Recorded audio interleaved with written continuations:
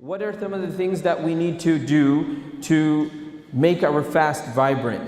Imam Ghazali rahimahullah put it so beautifully. He said, and this is in light of a hadith, and I'll mention the hadith after I explain what he said. Imam Ghazali rahimahullah said, there are 3 levels of fasting.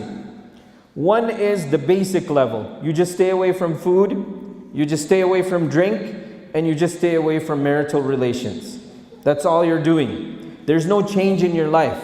It's the same schedule, it's the same concentration, it's the same devotion, it's the same activities. So there is no real change in your life. The only thing you've changed is you're not eating and drinking and having marital relations between the daylight hours. So that's a basic level of fasting, and majority of the people do that. By doing this, you have fulfilled the obligation, you will get the rewards of fasting. You've done what we call your faridah.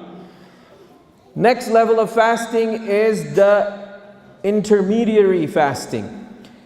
That you're not only fasting with your food, drink, and sexual intake, rather you are fasting with your ears. You are fasting with your eyes. You are fasting with your limbs. What does this mean? You don't look at anything you're not supposed to look at. You don't hear what you're not supposed to hear.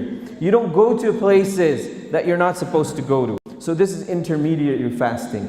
And then he says the highest level of fasting is that apart from staying away from food and drink, and apart from keeping your eyes and your heart, etc., intact, is that you have such an inclination towards Allah by fasting that you feel that fasting is bringing you closer to Allah subhanahu wa ta'ala. It's not just an activity.